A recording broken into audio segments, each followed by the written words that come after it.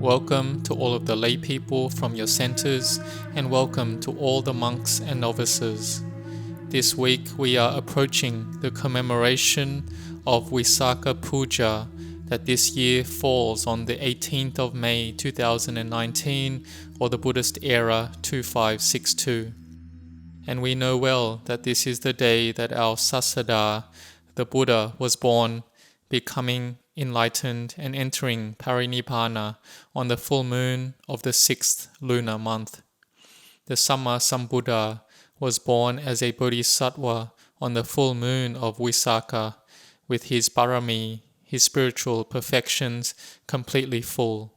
And this would allow him to fulfill the aspiration to become enlightened as a Buddha in this very life.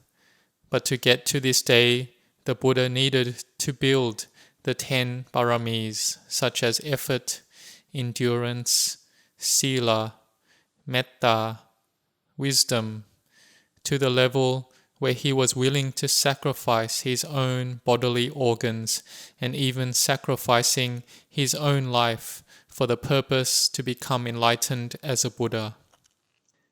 Can we see the virtue of great compassion that the Buddha possessed is unlimited and unbounded? We can give a simile to understand this a bit more. Imagine that we are a mother or father and we need to look after our child. And if our child gets sick with some disease which has been untreatable, but there is a person who tells us that there is a medicine for our child on the top of that mountain, and we need to journey to find that medicine, and we must face incredible hardships and dangers. In the forest, there are lots of dangerous animals like tigers and other dangers. But the person who is the parent, they must find a way to get that medicine so that they can treat their child for sure. They must search for that medicine until they can obtain it. This is a simple simile for us to consider. The Buddha saw that all living beings were compared to like his own children, and his children experience great suffering going around the ongoing cycle of birth and death for such a long time. So much suffering. So the Buddha sacrificed his own happiness that he could have had by becoming enlightened as an arahant. And the Buddha built his parami for the benefit of all living beings. So this is why the great virtues of the Buddha are incomparable.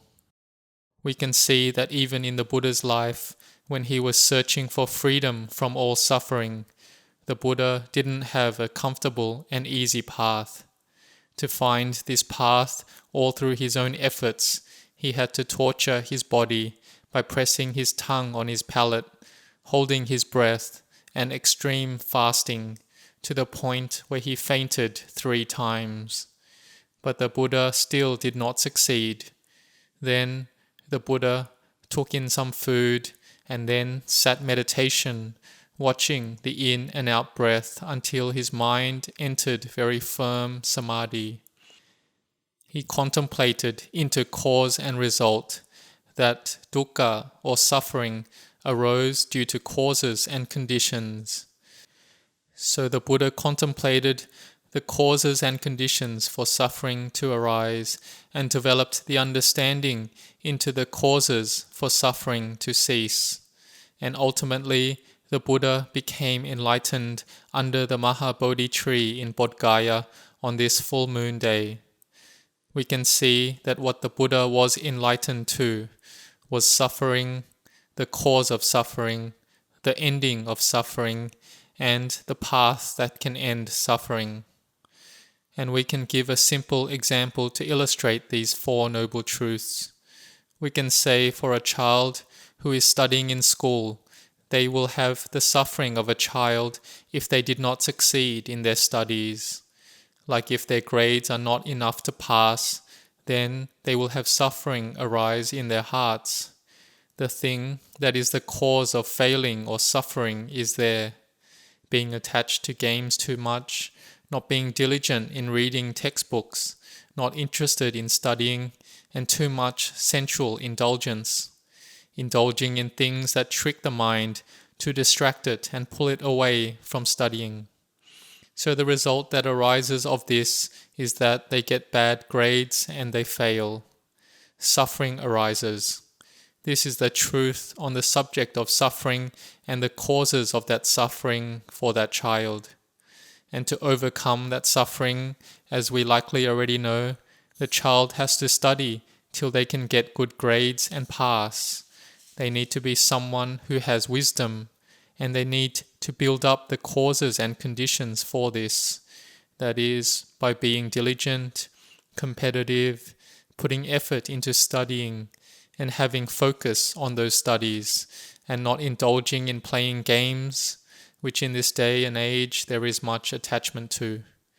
So this is the Four Noble Truths illustrated in a simple way by looking at the truth of a child in their studies about having suffering and not having suffering in the heart. And the Buddha, on the last day of his parinibbana, then taught us not to be heedless. Why? Because if we are not heedless, we study and learn, then we'll understand the Dhamma like the Buddha. The Buddha has entered Nibbana already, but the path that makes us awakened is still here. If we see the Dhamma, we will see the Buddha. The Buddha still exists here. That is, if we have the wisdom and we contemplate and practice. May you be determined in this. Here, this is giving our practice to puja or homage the Buddha's goodness and to the incomparable love and compassion the Buddha has to us. So may we study Dhamma, these four highest, excellent truths, so that we understand it clearly. Then we will have reduced suffering. Our suffering lessens more and more until we can see the truth that all things are anicca, impermanent, dukkha, unsatisfactory, and anatta, non-self. May you all grow in blessings.